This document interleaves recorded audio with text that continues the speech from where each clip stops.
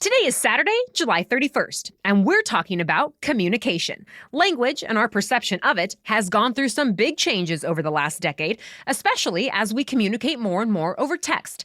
As you may have noticed, the smallest punctuation marks can now make the difference between sounding friendly or angry. So we're talking about this evolution with the grammar girl herself, Mignon Fogarty. She's celebrating 15 years of her award-winning podcast. She has also written 7 books about grammar, and she's even shared her grammar expertise with Oprah Winfrey. Mignon explains the common mistakes we all make and whether it's ever okay to correct someone else's grammar. Welcome to the Newsworthy's Special Edition Saturday, when we sit down with a different expert or celebrity every Saturday to talk about something in the news. Don't forget to tune in every Monday through Friday for our regular episodes, where we provide all the day's news in 10 minutes. Fast, fair, fun, and on the go. I'm Lacey Evans, filling in for Erica Mandy during her maternity leave. It's now time for today's Special Edition Saturday. Hi, Mignon. Thanks for joining us on the Newsworthy. Hi, Lacey. Thanks for having me. So explain to our listeners how you ended up as the grammar girl.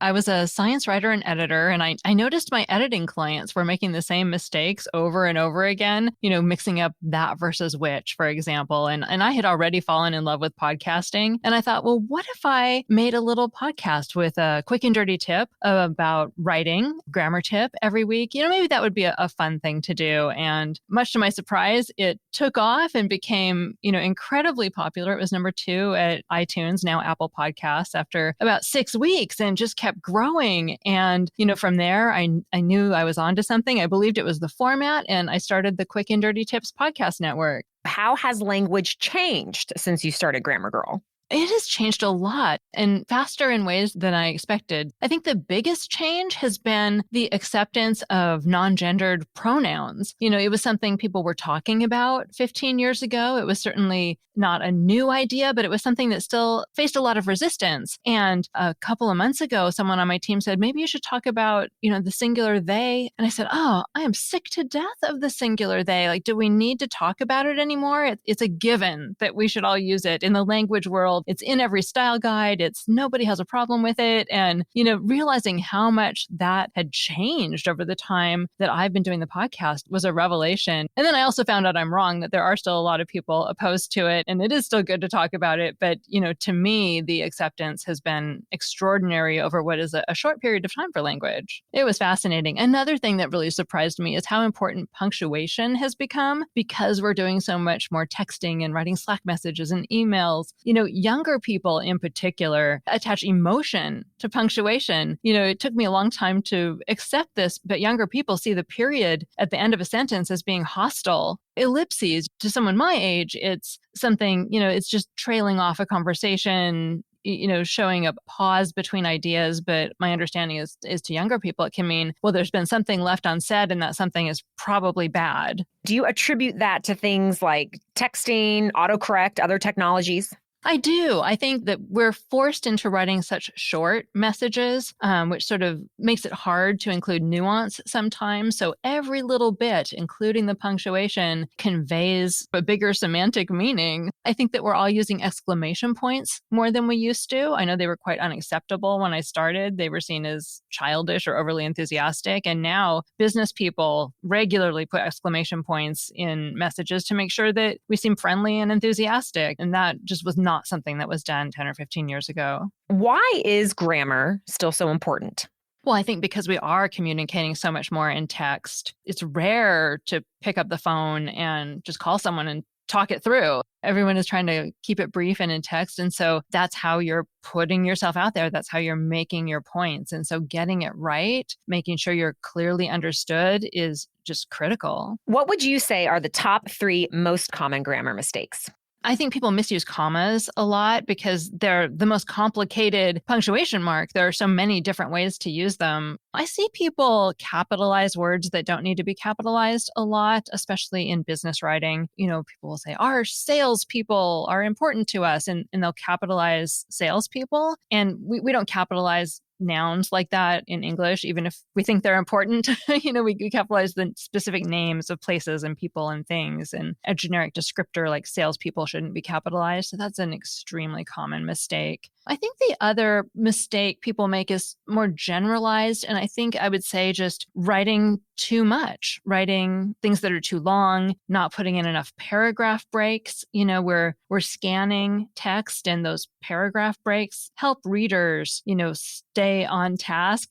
So your eyes can kind of glaze over when a paragraph gets too long. So I think not breaking things up and making them easy for readers is a big mistake. Using bulleted lists. You should use bulleted lists when you can because they're easier for people to read and follow. You mentioned the comma, so I want to talk about some grammar rules that prompt disagreements, specifically using the Oxford comma. Why are there parts of speech that are controversial, and why isn't grammar universal?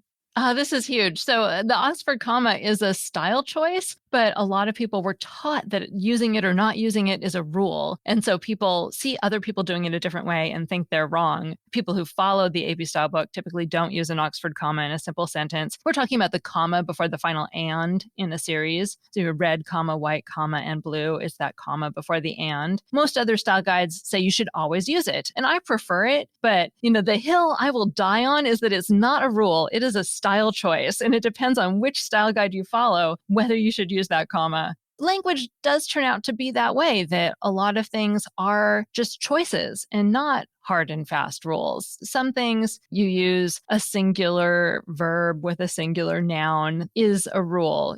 Bob is going to the store, not Bob are going to the store. That's a grammar rule, but commas are, much to many people's dismay, are a lot more squidgy. Well, is it good to correct someone else's use of the comma or someone else's grammar?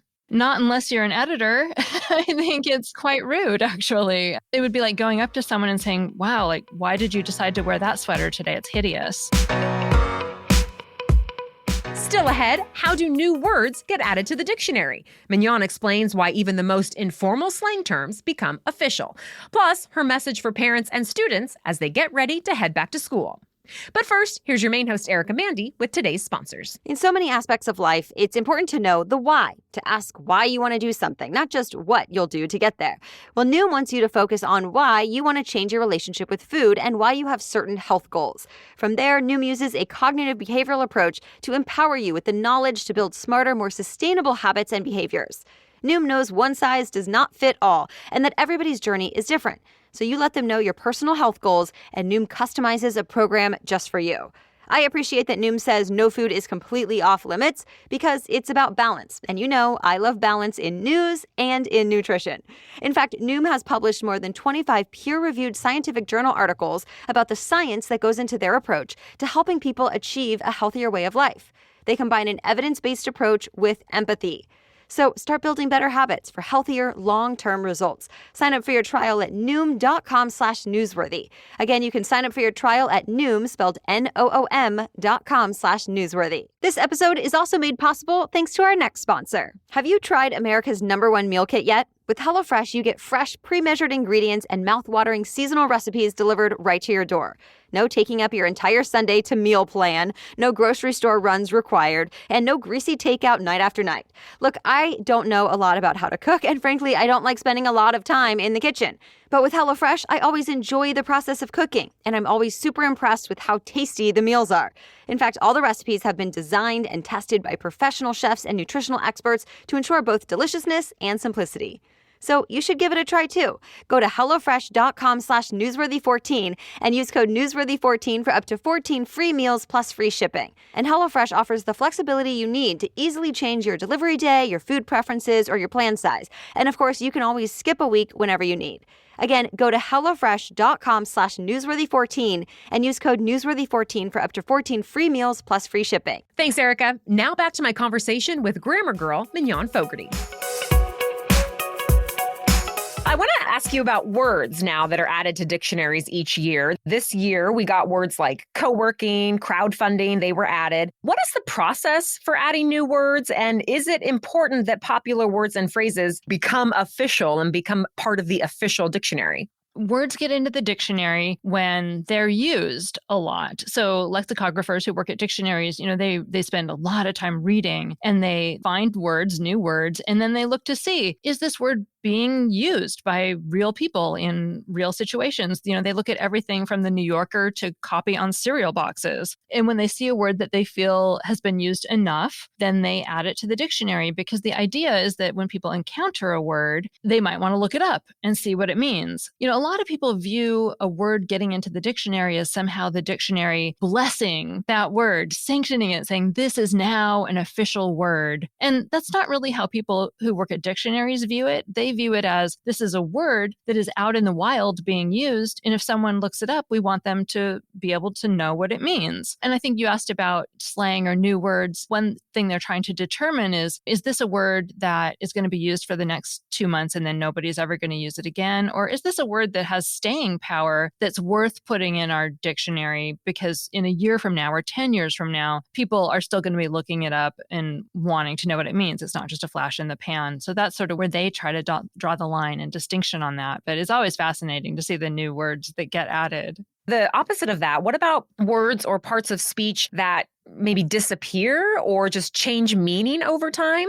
Right. That is also fascinating. One of my favorite podcast episodes is why we stopped using the word thou. Right? People used to use thou. It was actually an informal pronoun, which is the opposite of what most people think. It was a pronoun that people used to refer to someone in a lower class or to show an intimate relationship, like parents would call their children thou, and then children, as a sign of respect, would call their parents you. Then during this time in England, when social class was becoming much more fluid, people started becoming afraid of referring to other people as thou because they didn't want to accidentally insult them by implying that they were of a lower class. So that was at least part of what caused people to stop using thou. There are still dialects in England where people do use the word thou, which surprised me when I heard that. I had listeners call in and tell me that, which was fantastic. But that's one way that words can fall out of use, is there can be almost some sort of stigma attached to them, or confusion, or maybe they're just about things we don't talk about as much anymore. As parents and students are thinking about back to school, what else should they keep in mind about grammar? They should keep in mind that it's always great to look things up. Nobody expects you to know everything. I still look things up every day. I have a huge reference library and I'm constantly looking things up because it really is a lot to remember. If you don't know exactly how to write something, don't be intimidated. Don't feel like you're not smart enough. Just realize that there's a lot to know, and there are wonderful places that you can look it up and refresh your memory or learn it for the first time. I think recognizing that language can be fun also really helps. I think a lot of people, when they start looking into the etymology, the origin of words, they become charmed and get more interested in language. One of my favorite stories is the origin of the word harbinger. A harbinger is something that forebodes or foretells something that's going to happen in the future. And it turns out that the royal court in Britain used to have a position called the night harbinger, who went ahead of the royal court when they were traveling and secured lodging and, made sure the village was ready to receive the king. It was the night harbinger who sort of foretold the arrival of the king. And that's why the word harbinger now foretells the arrival of many things. Our language is just filled with fascinating stories like that. So embrace those stories and just learn to love language. As we mentioned, you are celebrating 15 years of the Grammar Girl. So what is next for your brand? Oh, amazing. 15 more years, I hope. I'm really focused on the podcast right now. And, we do the newsletter every week. I've started doing TikTok videos because I think it's important to be where people are. Anywhere that people want to learn about language, I want to be there to help and to inspire them. As the world changes, I find myself in new places doing new things, and that keeps it fresh and exciting too. Thank you to Mignon Fogarty for taking the time to share her expertise. You can check out her Grammar Girl podcast and the other shows from the Quick and Dirty Tips Network wherever you get your podcasts. We also have a link in our show notes. That'll do it for today. We'll be back in your feed Monday with our next news roundup. We bring you the day's top news in about 10 minutes every Monday through Friday. Until then, have a great weekend.